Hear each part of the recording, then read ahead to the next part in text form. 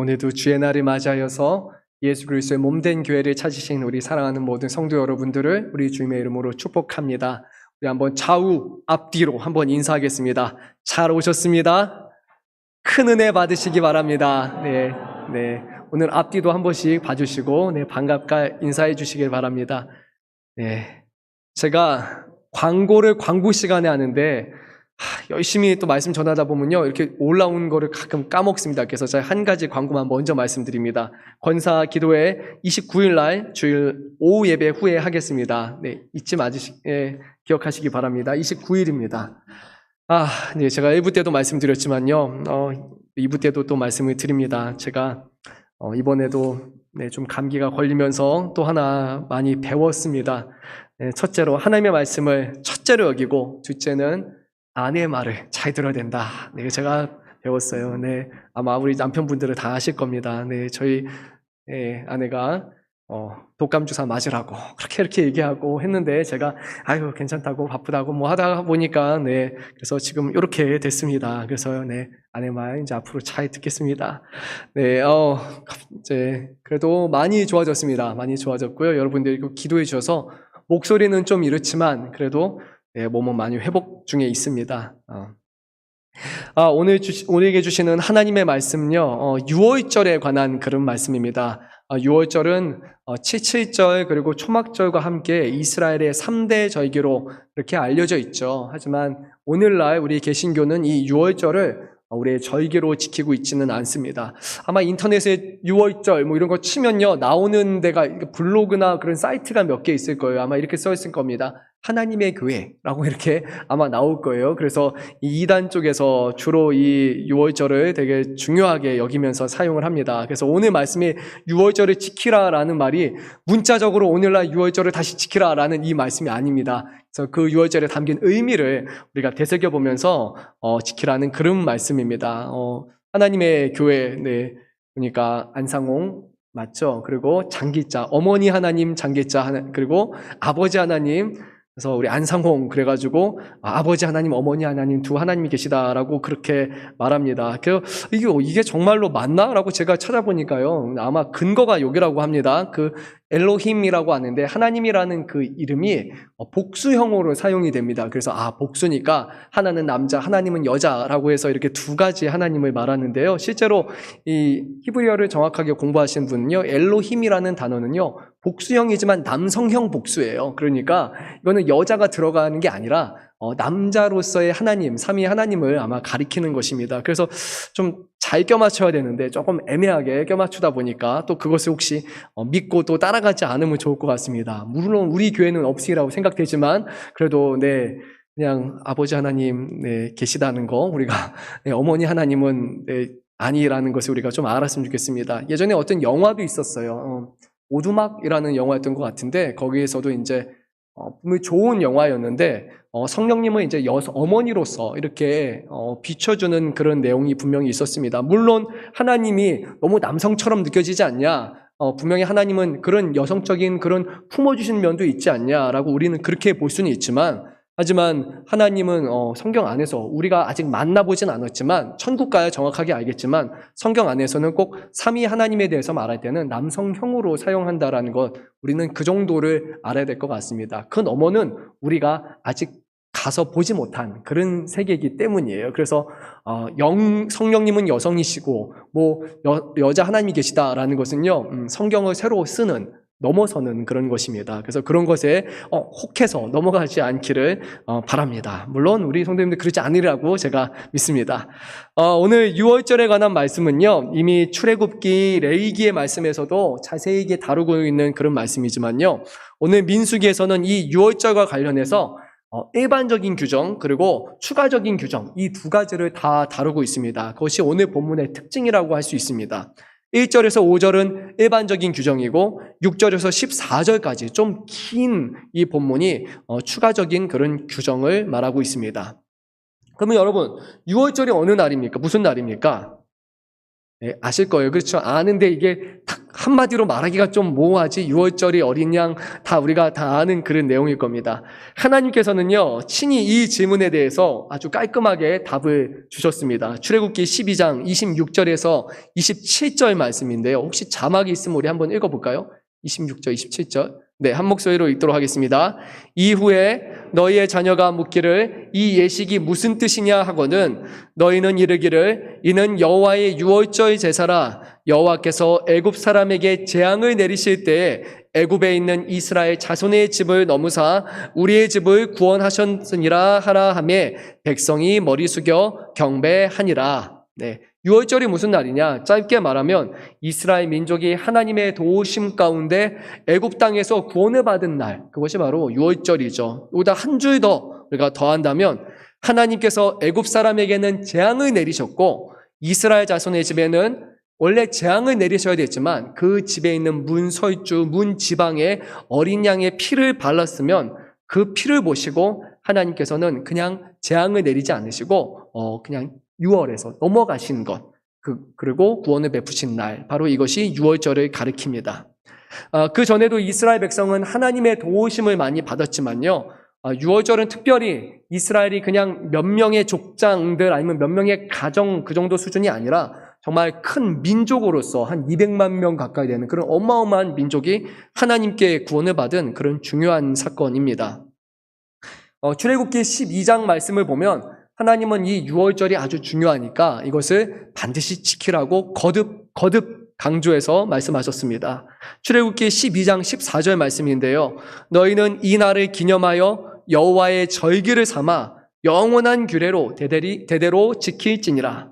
또 24절 말씀에서는 너희는 이 일을 규례로 삼아 너희와 너희 자손이 영원히 지킬 것이니 25절에서는 너희는 여호와께서 허락하신 대로 너희에게 주시는 땅에서 이를 때 이 예식을 지킬 것이라 라고 이렇게 하나님이 2번 그리고 모세가 1번 이 유월절을 반드시 지켜야 된다는 것을 강조해서 말합니다. 왜 그럴까요?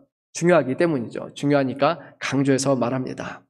그래서 오늘 이 유월절에 관련한 규정을 우리가 살펴보면서요, 현대를 살아가는 특별히 우리 개신교에서는요, 비록 이 유월절을 지키고 있지 않지만 이것이 그냥 과거에 유대인이 지켰던 어떤 절기 정도로만 치부한 것이 아니라요, 이 유월절에 담겨있는 그런 정신, 이 안에 담겨있는 의미들을 우리가 잘 한번 살펴보면서 또 오늘 우리의 삶을 이 의미에 잘 이렇게 되새겨보면은 그러면 주시는 큰 영적인 은혜가 있으리라고 믿습니다. 그래서 오늘 말씀을 함께 나누면서 유월절 그냥 몰라도 되는 것이 아니라 그 유월절 정신이 무엇인지를 우리가 돌아보면 좋을 것 같습니다. 자, 우리 한번 1절 말씀을 한 목소리로 읽도록 하겠습니다. 애굽 땅에서 나온 다음 해 첫째 달에 여호와께서 시내 광야에서 모세에게 말씀하여 이르시되, 오늘 말씀의 시작은 하나님께서 시내 광야에서 모세에게 이 유월절과 관련한 그런 지침을 내리시는 것으로부터 시작합니다.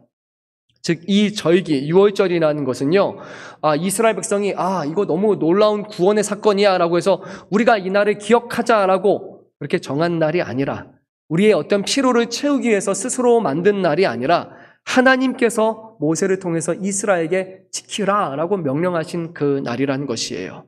하지만 이 날은 하나님께서 정하셔서 지키게 하셨지만, 하나님을 위한 것이 아니라 궁극적으로는 하나님께서 이스라엘에게 베푸시는 은혜의 절기라고 볼 수 있습니다. 왜냐하면 이 유월절을 지키고 지킴으로써 결국 이스라엘 백성은 우리가 하나님의 은혜를 받았다, 하나님의 구원을 받았다, 하나님께서 그 과거에 우리에게 놀라운 일들을 행하셨다는 것을 매년마다 다시 상기시키고 하나님은 정말로 살아계신다는 것을 후대에게 계속해서 전할 수 있기 때문입니다. 하나님은 이 절기를 통해 이스라엘을 대대손손 복주시기 원하신 것입니다.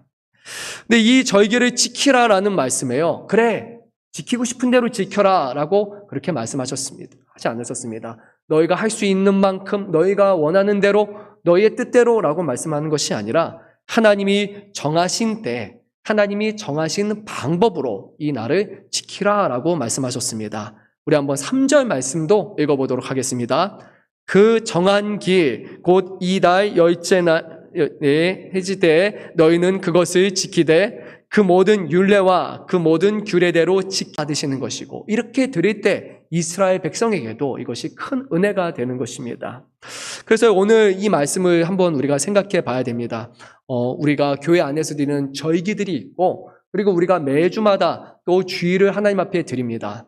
근데 하나님께서 원하시는 방법이 있고, 그리고 하나님이 원하시는 때가 있다는 것이에요. 이 예배는 처음 시작하는 시간부터 마치는 시간까지 모두가 다 하나님께 드리는 예배라는 것을 우리는 기억해야 됩니다. 근데 많은 분들이 이제 그러잖아요. 설교 시간에만 집중해서 들으면 된다. 하지만요, 그렇지 않습니다. 예배는요, 처음 시작부터 마지막 축도 끝날 때까지 다 하나님 앞에 드리는 것이 예배입니다. 그래서 이제 가끔 보면요, 축도하는 순간 이렇게 빨리 가시려고 차 빼려고 아니면 급해서 가시는 분들은 계신데요. 그렇지 않습니다. 하나님은요, 이 모든 예배 처음 시작부터 끝날 때까지 다 하나님께서는 받으신다라는 것을 우리는 기억해야 합니다. 그렇게 할 때 하나님은 이 예배를 통해서 우리에게 큰 은혜를 베풀어 주시는 것입니다. 그래서 조금 마음을 좀 하시고, 내가 그래도 예배 시간에 시작 전에 와야겠다. 그래서 제가 아마 주보에 보면 이렇게 써놓았을 겁니다. 15분 전에 착석하여. 그건 제가 바라는 거예요. 제 믿음의 크기인데, 그래도 한 15분 전에 오셔서 기도하고 좀 준비하셔야지. 그래야지 큰 은혜 주시지 않겠습니까? 막 급하게 오거나 아니면 막 이렇게 다 일어서고 있는데 몰래 오거나 그러면 안 되잖아요. 그래서 준비하시고 오시고, 그리고 예배 시간까지 하나님께 모든 시간을 맡기시고 끝나는 것까지 하나님 앞에 드림 때 하나님이 우리의 마음속에 또 참된 은혜를 주실 것이라고 저는 그렇게 믿습니다. 그래서 다음 주부터 한번 보겠습니다. 우리 예배 처음부터 끝까지 하나님 앞에 온전히 드릴 수 있기를 바랍니다. 다시 말씀으로 돌아가서요. 그러면 정한 기일은 언제일까? 오늘 3절 말씀을 보면 이렇게 말합니다. 이달 14째 날 해질 때라고 구체적으로 말씀하셨습니다. 여기서 이 달은 원래 이제 첫째 달을 의미하는데, 이 첫째 달은 1월을 뜻하는 것은 아니에요. 이것은 절기력이라고 볼 수 있는데, 성력이라고도 그렇게 말하는데요. 이거는 이제 종교력을 뜻하는 거고요. 실제로 이제 오늘 우리가 지키는 태양력으로 보게 되면 3월에서 4월 사이에 해당하는 겁니다. 첫째 달이라고 해서 1월이 결코 아닙니다. 14째 날 해질 때라고 말씀하셨는데요. 원문을 직역하면 이 해질 때는 정확하게는 저녁들 사이라는 것이 원래 정확한 의미입니다. 좀 모호합니다. 저녁들 사이가 뭐냐? 그렇죠. 그래서 학자들마다 의견이 분분합니다. 그래서 우리가 조금 보면서 또 제가 또 생각하는 걸 좀 나누고자 합니다. 먼저 신명기 16장 6절 말씀을 보면요, 이렇게 기록되어 있습니다. 내가 애굽에서 나오던 시각 곧 초저녁 해질 때 유월절 제물을 드리고 라고 말씀합니다. 그래서 이 유월절의 시작을 언제로 보느냐? 바로 초저녁 해질 때가 바로 유월절의 시작이다라고 그렇게 신명기 16장 6절에서는 말합니다. 근데 유대인들은 이제 시간이 지나면 지날수록 좀 전통이라는 것이 생겨서요, 이 해질녘이 아니라 좀 시간이 앞당겨졌어요. 그래서 정오부터 해질녘까지를 또 지키는 그런 유대인의 전통도 있습니다. 신약 성경을 보게 되면 유월절 어린 양을 도살하는 시간이 저녁이 아니라 오후 3시쯤에 아마 그렇게 하는 일도 우리가 보게 됩니다. 그러니까 좀 시간이 갈수록 폭이 좀 넓어졌다는 것을 우리는 보게 됩니다. 근데 유월절과 관련한 말씀으로 출애굽기 12장을 보면요, 6절과 8절 말씀에서 그 시간을 조금 더 세분화해서 말씀하시는데요. 먼저 6절 말씀에 해질 때에 아마 초저녁 시간입니다. 해질 때에 이스라엘 회중이 그 양을 잡고 라고 말씀하시고, 이제 한 절 뛰어넘어서 8절 말씀을 보면 그 밤에 그 고기를 불에 구워 무교병과 쓴 나물과 아울러 먹되라고 그렇게 말씀하세요. 그러니까 초저녁에 양을 잡고 그리고 밤에 고기를 불에 구워 먹는다. 그러니까 아마 제 생각에는요, 여기서 초저녁이라는 밤 한 번, 그리고 저녁, 그리고 밤이라는 또 다른 저녁. 그래서 아마 두 번의 저녁을 말하면서 이 두 번의 저녁들 사이에라는 그런 의미로 말하신 것이 아닌가 봅니다. 그래서 초저녁에 양을 잡고 그냥 끝나는 것이 아니라, 그리고 시간이 지나서 밤이 되면 고기를 불에 구워 먹으라라고 구체적으로 하나님은 그 시간을 하나하나 정확하게 말씀하셨습니다. 하지만 더 중요한 것은요, 출애굽기 12장 말씀을 보면 그냥 유월절 그날에 무엇을 하는 것만이 아니라, 유월절은 14일부터 시작이 되지만 그 유월절은 그 이전부터 이미 준비해야 된다라는 말씀을 하셨습니다. 혹시 자막이 준비되어 있으면 우리 출애굽기 12장 3절 말씀을 자막을 보면서 한 목소리로 읽도록 하겠습니다.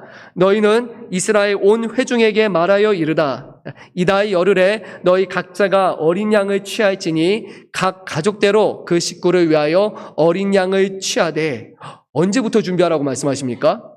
이달 열흘, 10일부터라고 말합니다. 그러니까 14일에 원래는 유월절 어린 양을 잡아야 되지만 이미 10일부터 하나님은 준비하라고 하신 거예요. 그리고 12장 6절 말씀을 보면 이달 열 나흘 날까지 간직하였다가 해질 때에 이스라엘 회중이 그 양을 잡고 라고 말씀하신 거죠. 그러니까 종교력으로 보면은 첫째 달 1월 10일에 각 가족별로, 우리 가족별로 다 어린 양을 하나씩 다 준비하고 그 다음에 잘 간직하고 있다가 시간이 지나서 14일이 되면 그날 해질 때에 양을 잡아야 됩니다.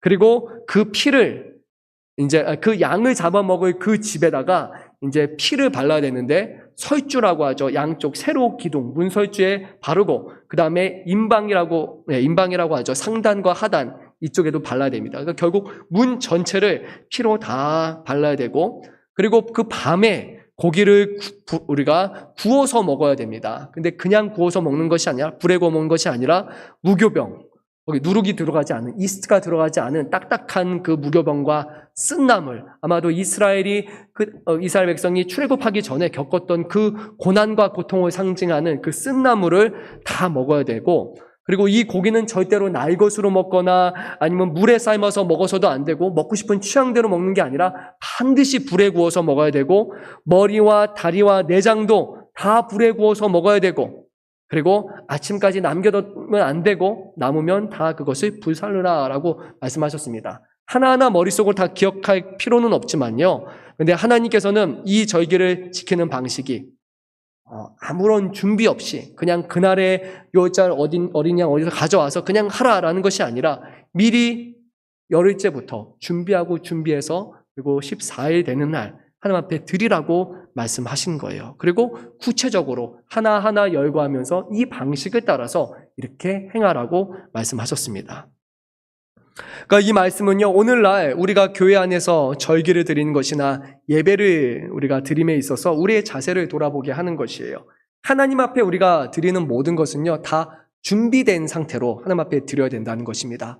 우리가 만약에 헌금을 드린다면 급하게 와서 막 이렇게 하는 것이 아니라 하나님 앞에 드릴 것을 미리 준비하고 그리고 하나님께 온전히 드려지기를 원합니다 라고 준비하는 마음으로 드리는 그 헌금과 급하게 와서 딱 보니까 10,000원짜리가 없어요. 보니까 50,000원짜리가 하나 있어가지고 마음을 고민하고 신음하고 그래서 계좌이체를 해야 되나 그런 마음으로 드리는 것이 아니라요. 하나님께 드리는 것을 잘 준비하라는 거예요. 그래서 저는 예전에도 새벽 시간에도 한번 말씀한 것 같은데 저는 저희 어른 세대분들, 할머니, 할아버지 세대분들, 그러니까 나이가 많으신 90대 되신 분들, 그분들이 참 대단하다고 여깁니다. 왜냐하면 예전에 그 구겨진 돈, 그거 다림질로 다 펴셔가지고 빳빳하게 하셔가지고 드리는 거 아니 돈의 가치가 똑같잖아요. 구겨진 돈이나 별반 다르지 않습니다. 결국 통용되고 사라질 거지만요.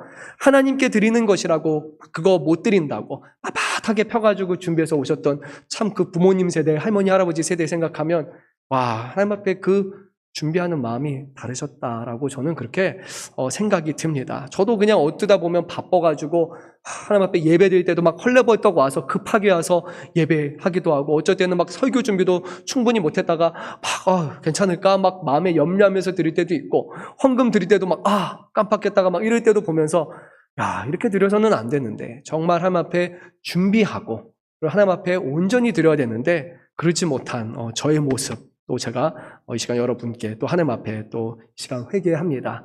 저를 닮지 마시고 우리 윗세대 분들 또 신앙의 세대 분들을 그렇게 닮으면 좋을 것 같습니다. 우리가 시간을 하나님 앞에 온전히 준비하며 드리고요. 헌물도 모든 걸 준비하며 드리고 그리고 특별히 시간이라는 것 급하게 어디 가기 위해서가 아니라 그래도 이 시간만큼은 정말 하나님 앞에 드리는 시간이야 라고 생각하고 그걸 딱 정해놓고 하나님 앞에 온전히 드릴 수 있기 바랍니다. 그래야 하나님이 이것을 기뻐 받으신다는 것이죠. 하나님은 정확한 시간에 대해서도 말씀하셨고 그리고 오늘 본문 3절 하반절에서는 모든 율례와 모든 규례대로라고 지키라고 하심으로써 먹는 것조차도 그리고 굽는 방법조차도 나중에 처리하는 것조차도 하나하나 이 방식에 따라서 절차에 따라서 지키라고 정확하게 말씀하셨습니다. 문자적으로 율례는 어떤 법률로 규정된 그런 문구를 뜻하고요. 규례는 어떤 법은 아니지만 관습적으로 규정된 그런 규칙들을 의미하지만 여기에서는 이 두 가지를 합쳐 말하므로 하나님이 말씀한 거니까 그것을 대충 듣지 말고 하나하나를 그대로 정확하게 따라 지키라라는 그런 하나님의 말씀인 것입니다. 모세가 이스라엘 자손들에게 이것을 명령하여서 유월절을 지키라 했습니다. 그런데 놀랍게도 이스라엘 백성은요, 이스라엘 자손들은 그 말씀에 순종하여서 이 유월절을 온전히 지켰습니다. 우리 본문에 오늘 민수기 9장 5절 말씀 한 목소리로 읽도록 하겠습니다. 그들이 첫째 달 열넷째 날 해질 때 시내 광야에서 유월절을 지켰으되 이스라엘 자손이 여호와께서 모세에게 명령하신 것을 다 따라 행하였더라. 아멘. 다 따라 행하였더라. 사랑하는 성도 여러분, 우리의 삶도 우리가 드리는 예배도요, 정말 이렇게 되기를 원합니다. 하나님이 말씀하신 그대로 다 따라서 드리는 예배, 정말 하나님이 기뻐하시는 마음과 뜻과 정성을 다해서 우리가 영과 진리로 하나님 앞에 준비하여 온전히 드리는 예배, 정말 그 예배를 통해 하나님이 큰 영광을 받으시고 우리 사랑하는 모든 성도들에게 합당한 믿음을 주시고 은혜를 베풀어 주실 줄로 믿습니다. 절기를 다 잘 지켰습니다. 근데요, 이스라엘 백성들에게 문제가 하나 발생합니다. 어떤 문제냐면 이스라엘 자손들 중에서 다 유월절을 다 지켰는데 부득이하게 유월절을 지킬 수 없는 사람들이 있었어요. 누가 이 유월절에 참여할 수 없었을까요? 지난주에 우리가 함께 말씀을 살펴봤었죠. 부정하게 된 사람은 진영 밖에 있었기 때문에 부정한 자가 하나님 앞에 제사를 드면 하나님의 진노가 있기 때문에 그들은 이 유월절 이 제사에 참여할 수 없었습니다. 한번 우리 6절 말씀을 읽어보도록 하겠습니다.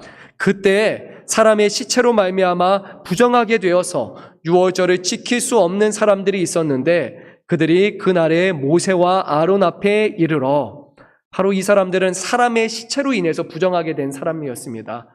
부모님이 될 수도 있고 아니면 아는 친지분일 수도 있고 그 시체를 근처에 가거나 어떤 장례를 치르는 일에서 그것을 이제 접촉하게 되었고 정말 몸에 부정 탔다가 아니라 의식적으로 우리가 죽은 자와 접촉하게 되면 하나님은 그것을 부정이 전이 되는 것으로 말씀하셨기 때문에 그래서 부정한 상태가 지금 되는 거예요. 그 부정한 사람은 하나님 앞에 온전히 나올 수 없기 때문에 그래서 지금 이 사람들은 유월절을 온전히 지킬 수 없게 된 것입니다. 부정한 사람은요, 의식적으로 부정하게 된 사람은 진영 안이 아니라 어디에 있어야 된다 그랬죠? 진영 바깥에, 거기에 따로 머물러 있어야 됐습니다. 몸에서 유출병이 있거나 아니면 부정하게 된 사람들은 바깥에 있어야 되는 거예요. 그러니까 이 사람들은요, 우리도 유월절 절기에 같이 참여하고 싶은데 우리가 지금 의도하지 않았는데 시체와 시신과 가까이 하게 돼서 부정하게 돼서 절기를 지킬 수 없습니다. 그렇게 지금 모세와 아론에게 말하는 겁니다. 우리가 시신으로 인해서 부정하게 됐지만 그렇다고 해서 우리가 이렇게 격리돼서 따로 예배하지 못하는 거 이거는 좀 아니지 않습니까? 이거 어떻게 해야 됩니까? 이렇게 물어봅니다. 즉 자신들도 절기에 참여하고 싶은데 그러하지 못하게 되었기 때문에 이 문제를 가지고 모세에게 나간 것이죠. 이 말을 들은 모세는 어떻게 반응했을까요? 아니 됐어 귀찮아 이렇게 얘기했을까요? 하나님이 이렇게 하라고 했으니까 그러면 됐지 거다 시시콜콜 이렇게 그렇게 얘기했을까요? 나는 지금 200만 명의 수장인데 지금 나한테 지금 바쁜데 이런 문제 가지고 와? 아니었습니다. 모세는 그러지 않았어요. 모세는 아주 겸손한 사람이었습니다.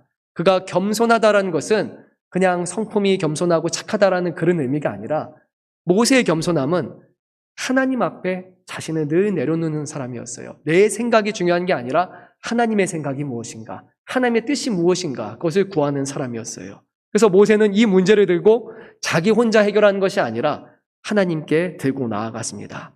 모세가 이렇게 말합니다. 모세가 그들에게 이르되 기다리라.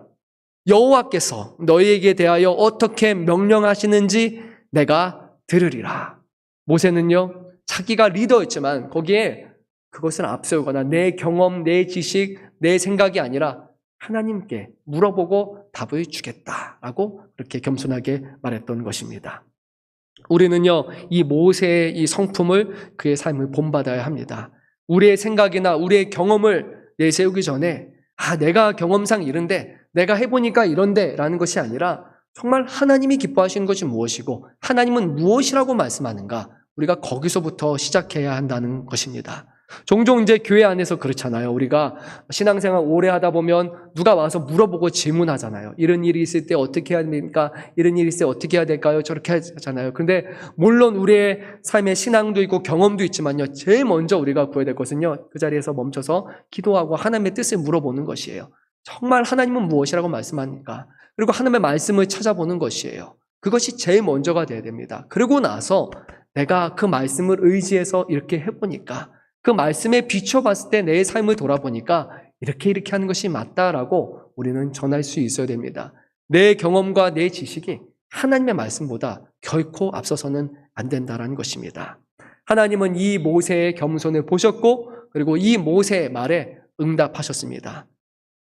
그래서 10절에서 12절 말씀을 보면 모세에게 말씀하셔서 정확하게 이런 경우에 어떻게 행해야 될지를 하나하나 말씀하셨습니다. 여호와 하나님께서는요, 이 모세에게 두 가지의 사람들, 두 가지의 경우에 있어서 어떻게 해야 되는지를 말씀하셨는데, 첫째는 아까 물어본 사람들, 시체로 인해서 부정한 사람들, 그들이 어떻게 해야 되는지에서 말씀하셨고, 거기다 플러스 1로 하나 가지 더 얘기해서 여행을 다니는 중에 부득이하게 유월절에 참여할 수 없는 사람들, 그 사람들도 어떻게 할지에 대한 그런 방안을 말씀해 주셨습니다. 이 두 사람들의 공통점이 하나 있어요. 시체로 인해서 부정하게 된 사람들, 그리고 여행 중에 있는 사람들, 이 사람들은요, 다 진영 바깥에 있는 사람이라는 거예요. 이스라엘 진영에서 떨어져 있는 사람들, 그런 유대인들에게 너희가 어떻게 유월절을 지켜야 되는지 주님은 말씀하셨습니다. 하나님이 무엇이라고 말씀하실까요? 내가 그냥 하라면 되지, 그거 가지고 이렇게 물어보느냐, 너희 그냥 안 돼 라고 하나님 그렇게 말씀하실까요? 네, 그러지 않습니다. 하나님은요, 정확하게 무엇을 어떻게 해야 되는지를 가르쳐 줬어요. 제일 먼저 하나님이 하신 말씀은 이것이었습니다. 다 여호와 앞에 마땅히 유월절을 지키되라고 말씀하셨어요. 그러니까 어떤 경우에든지 모든 사람들은 다 하나님 앞에 유월절을 지켜야 된다. 즉 하나님은 그 원칙을 정확하게 고수하셔서 말씀하시는 거예요. 물론 이 사람들은 부정하게 됐지만, 어떤 사람들은 여행 때문에 부득이하게 됐지만요, 그 나머지는 나중이고 기본적인 마음가짐은 이것입니다. 우리는 어떤 상황에서든지 이 하나님의 절기를 지킨다. 아니, 하나님이 우리에게 예배를 드리라고 했으면 우리는 예배를 드린다. 안식일을 기억하라, 주일을 지키라고 말씀하시면 우리는 어떤 상황에든지 지키는 것이 원칙이다 라고 생각해야 하는 것이에요. 그리고 나서 하나님은 두 번째로 말씀하셨습니다. 둘째 달 14째 날 해질 때에 그것을 지켜서 라고 말씀하셨어요. 유월절은 모두 다 지켜야 되는데 이 사람들은 둘째 달에 지키라 라고 말씀하신 거예요. 차이가 느껴지십니까? 아까 일반적인 사람들은 몇 번째 달에 지키라고 하셨죠? 첫째 달. 그렇죠. 그런데 이 사람들은 한 달이 지나서 둘째 달에 지키라 라고 한 거예요. 그러니까 한 달이 지나고 나면 너희가 이제는 부정한 상태에서 지나가게 되니까, 여행을 해도 이제 한 달 정도가 지나게 되면 여행이 다 끝나고 돌아올 테니까, 아니면 그 기간에는 최대한 맞춰서 너희가 꼭 이때라도 하나님 앞에 나와서 유월절을 반드시 지켜라 라고 말씀하시는 거예요. 하나님은요, 이들의 상황을 고려하셨지만 그렇다고 해서 유월절 안 지켜도 돼 라고 결코 말씀하지 않았어요. 모두 다 지켜야 된다. 하지만 너의 상황을 참작해서 내가 한 달 후에 드리도록 하겠다 말씀하신 거예요. 하나님은요, 날짜는 미루셨지만 결코 약식으로 드리거나 대충 드리거나 건너뛰거나 이렇게 말씀하신 것이 아니라 다 제대로 지켜야 한다고 말씀하신 겁니다. 우리는 이 말씀을 통해서 몇 가지를 생각해 볼 수 있어요. 첫째는 이런 거예요. 하나님은요, 꽉 막힌 분이 아니시라는 거예요. 순화해서 말하면 하나님은 우리의 상황을 아시고 우리의 모든 처지를 아시고, 그리고 그곳에서 살 길을 베풀어 주시는 분이라는 거예요. 하나님은 우리의 삶이 늘 우리가 원하는 대로 계획한 대로 되는 것이 아니라 다르게 흘러갈 수 있다는 것, 변수가 있다는 것, 돌발 상황이 있다는 것을 하나님은 아신다는 거예요.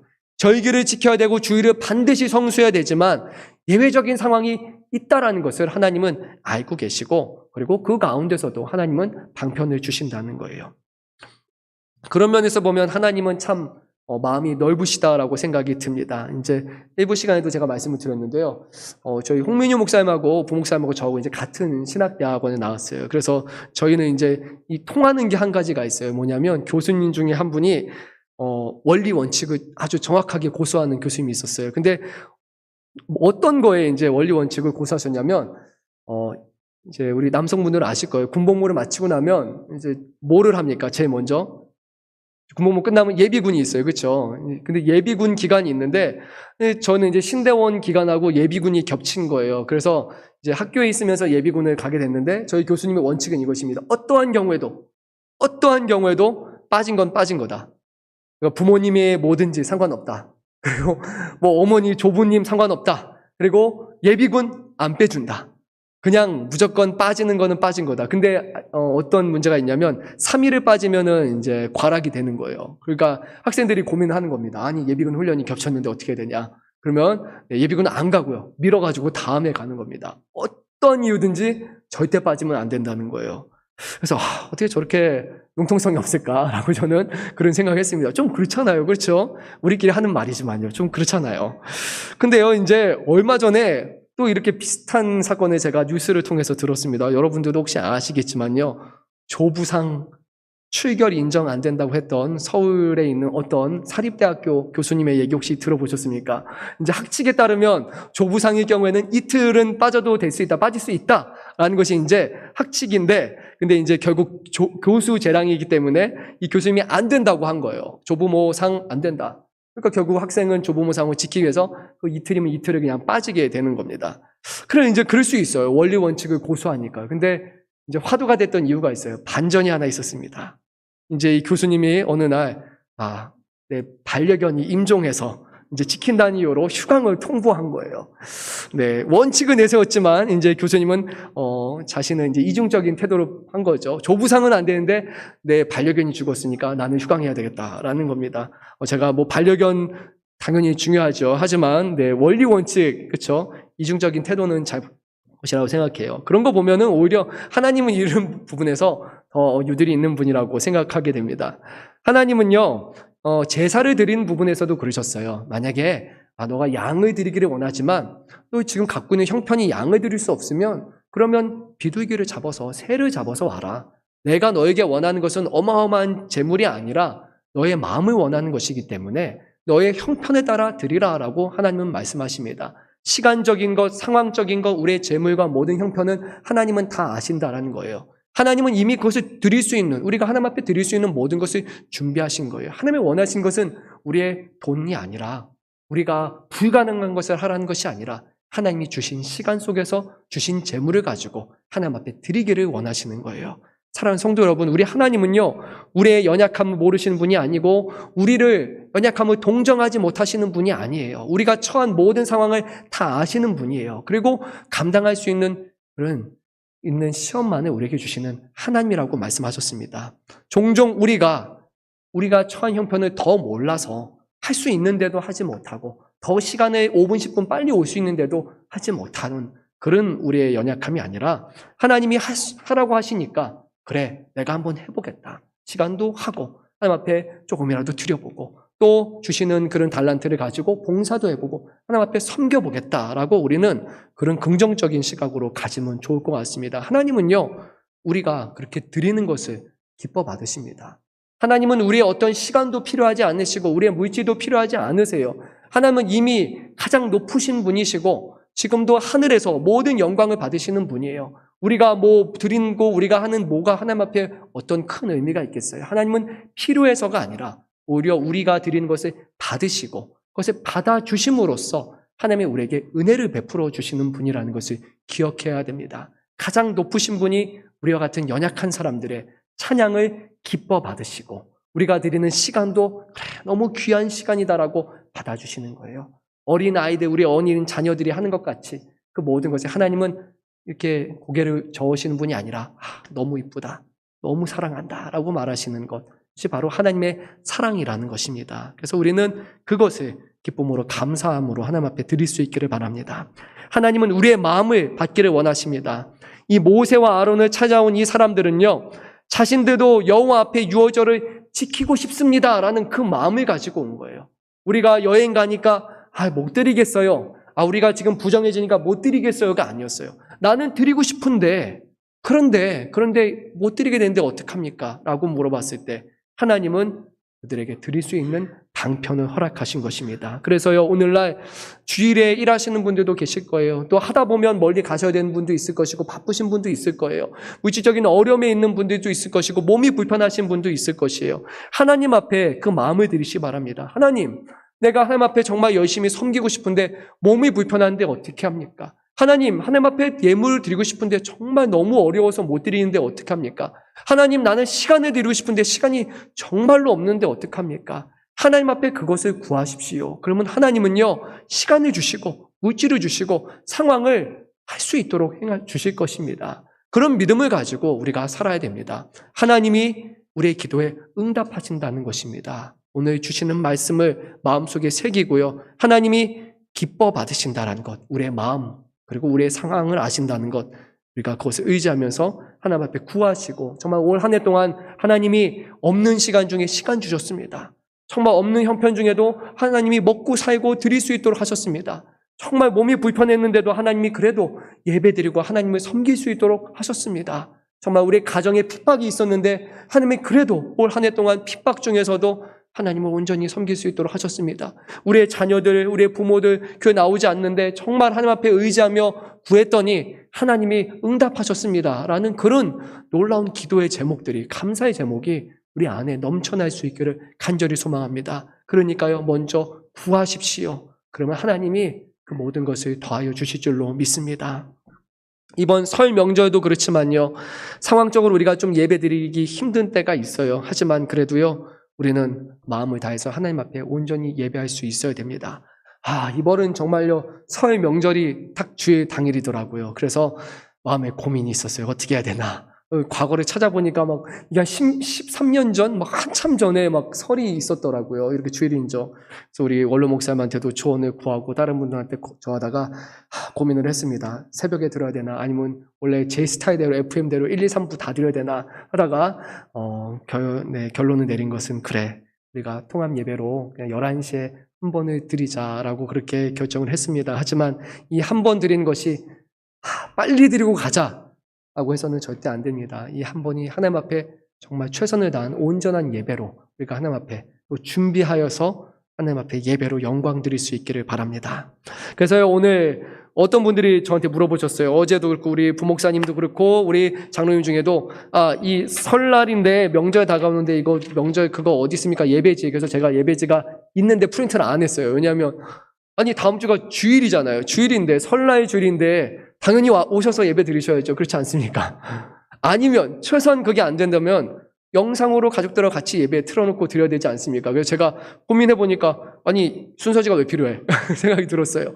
다 여러분 오셔서 드리거나 영상으로 예배 드리실 거 아닙니까? 그렇죠. 주일이니까. 그래서 제가 프린트했다가 이렇게 그대로 파이채로 있다가 그냥 덮어놨어요. 그래서 정 필요하시다 그러면 저한테 개인적으로 와서 말씀하시면 제가 드릴게요. 그런데요, 주일이기 때문에 그냥 편안한 예배가 아니라 그 설이지만 처음부터 끝까지 모든 예배를 다 하나님 앞에 온전히 드릴 수 있기를 바랍니다. 네, 그리고 셋째예요. 그럼에도 불구하고 원칙은 원칙이에요. 하나님은요, 원칙을 중요하게 여기셨어요. 부정한 사람 유월절에 참여할 수 없다. 부정한 상태로 예배 드린 것은 불가능하다. 너희가 상황이 이런 건 알지만 부정한 상태로는 안 된다라고 하셨어요. 또 지금 멀리 나가고 있지, 그러면 올해 유월절은 건넜더라, 아니셨어요. 하나님은 원칙대로 너희가 다음에라도 반드시 드려야 한다라고 말씀하시는 거예요. 끝으로 13절과 14절 말씀을 보면요, 이 절기가 유대인들만의 전유물이 아니라는 사실을 하나님은 가르쳐 주셨습니다. 두 가지에 대해서 말씀하셨는데요. 먼저 우리 13절 말씀 읽도록 하겠습니다.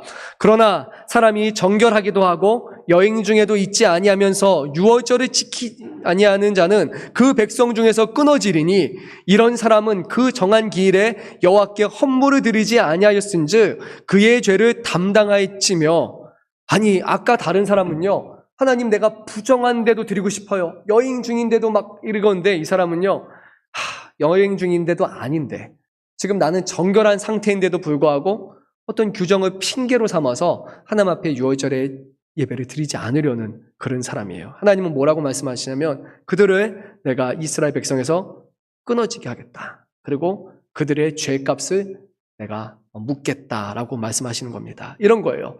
나는 유대인이니까 작년에도 유월절 드렸어. 재작년에도 드렸어. 지금 보니까 한 내가 70번쯤 드렸어.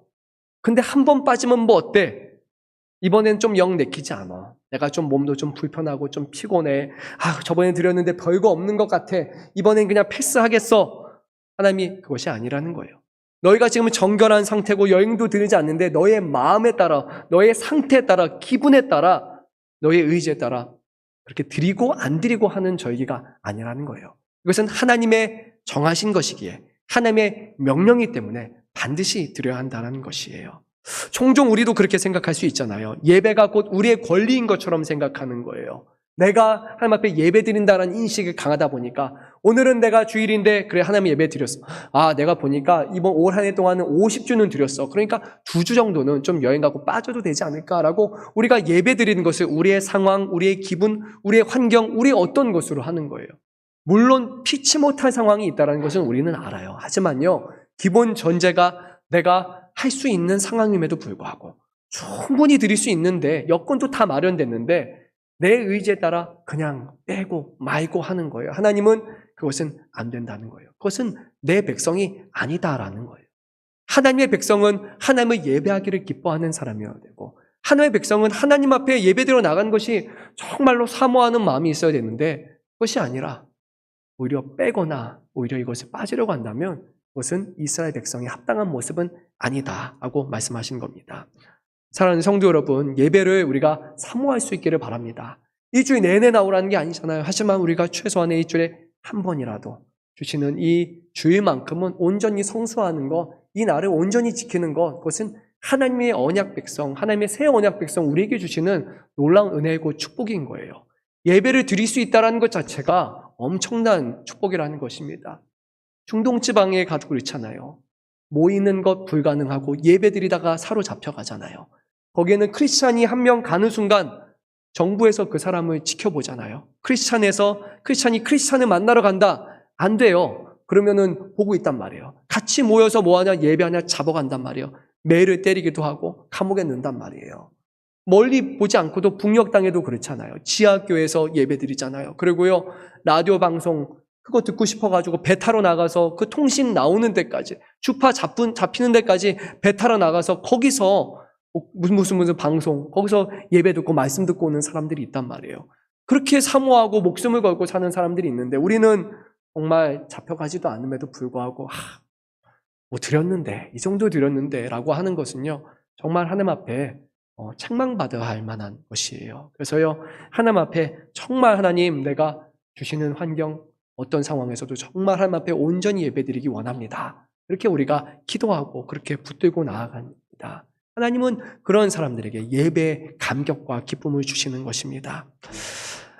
또 하나님은 뿐만 아니라요, 이스라엘 백성 아닌 타국인들에게도 이스라엘 백성과 함께 거하는 경우에 그들과 함께 유월절을 지키고자 하면 동일한 방식으로 유월절에 참여할 수 있다고 말씀하셨어요. 즉 무엇이 중요한 거냐면 유대인이냐 이방인이냐가 중요한 것이 아니라 그들이 어떠한 마음으로 예배, 절기를 참여하느냐, 그 마음의 중심을 하나님은 보신다는 거예요.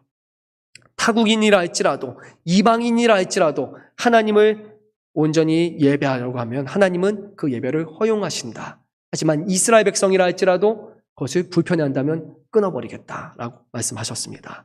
오늘 우리가 유월절 절기와 관련해서 여러 가지 내용을 살펴봤습니다. 하나님이 정하신 때와 정하신 방법으로 우리는 지켜야 하며 하나님은 원칙을 고수하시지만 그래도 예외적인 상황을 인정하신다는 것, 절기는 마음으로 준비하여 드려야 된다는 것, 그리고 우리의 권리가 아니라 하나님께서 우리로 하여금 자녀 삼으셨기 때문에 우리가 예배 드릴 수 있음을 기억하고 또 감사해야 하는 것이에요. 그런데 끝으로 오늘날 우리는 유월절을 지키지 않는다라는 것이 다시 한번 생각해야 돼요. 하지만 유월절은 지키지 않지만 유월절의 정신이 사라진 것은 아니에요. 왜냐하면 유월절에 이스라엘이 잡았던 이 어린 양은 거기에 죽어갔던 어린 양이 아니라 이 땅에 오신 예수 그리스도를 가리키기 때문이에요. 세례 요한은 요한복음 1장 29절에서 예수님을 향해 이렇게 선언합니다. 보라, 세상 죄를 지고 가는 하나님의 어린 양이로다. 사도 바울은 이렇게 고백합니다. 우리의 유월 양, 곧 그리스도께서 희생되셨느니라 하고 말합니다. 바로 예수 그리스도가 바로 이 유월절에 죽으시고 피 흘리시고 살리신 그 어린 양이시라는 거예요. 요한복음 19장 36절 말씀을 보면 예수님께서 죽으신 후에 예수님이 십자가의 다리가 꺾이지 않으셨다라는 그 말씀, 그것이 바로 오늘 민수기 9장 12절에 그 뼈를 하나도 꺾지 말아서라는 그 말씀의 성취라고 성경은 우리에게 분명하게 증언하고 있어요. 즉 유월절 어린 양은 이 땅에 오신 예수 그리스도라는 겁니다. 예수님은 요한복음 6장 53절에서 이렇게 말씀하셨습니다. 예수께서 이르시되 내가 진실로 진실로 너에게 이르노니 인자의 살을 먹지 아니하고 인자의 피를 마시지 아니하면 너희 속에 생명이 없느니라 말씀하셨어요. 유월절 어린 양의 피, 그 예수님이 흘리신 그 피는 우리를 위한 그 보혈의 피라는 거예요. 그것을 믿는 사람에게는 주님께서 우리에게 언약의 징표가 되십니다. 예수님께서 말씀하셨습니다. 이 잔은 내 피로 세우는 새 언약이니 곧 너희를 위하여 붓는 것이라.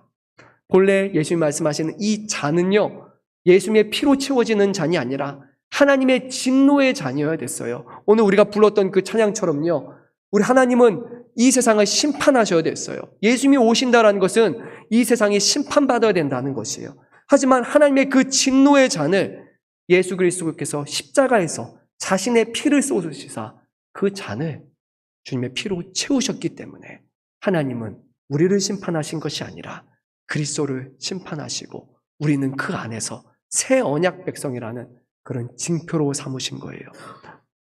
이스라엘 백성의 문설주와 문지방에 그 피가 발라졌을 때 하나님은 심판하지 아니하시고 재앙을 내리지 아니하시고 그냥 넘으신 것처럼 십자가에 흘리신 예수 그리스도의 피가 흘러넘쳐 그 잔에 가득 채워졌을 때 하나님은 이 죄악된 세상을 심판하지 아니하시고 그냥 넘어가셨다라는 것입니다.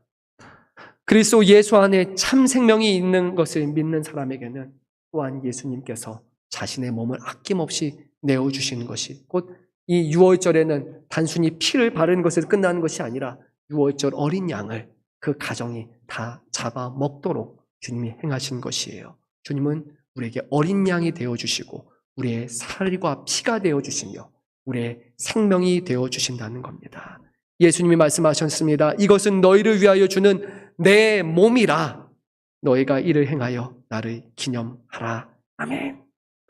이제 유월절은요, 그냥 이스라엘에 들었던 어떤 종교적인 예식 그것이 아니라요, 날마다 예수 그리스도를 믿고 그분의 보혈과 그분의 살과 피의 능력과 그 새 생명을 믿는 사람, 그 안에는 날마다 우리 안에 넘쳐나는 그런 구원의 확신이요, 또 새 증표가 될 것이며 우리 안에 샘솟는 그런 새 생명으로서 지금도 우리에게 함께 하신다는 겁니다. 6월절에 그 놀라운 일들을 주님이 저와 여러분을 위해서 행하셨던 것처럼 오늘도 우리 안에 그리스도가 살아계시고 우리의 희생양이 되시고 우리에게 새 생명이 되신다는 것을 기억하시면서 정말 주님 앞에 감사함으로 또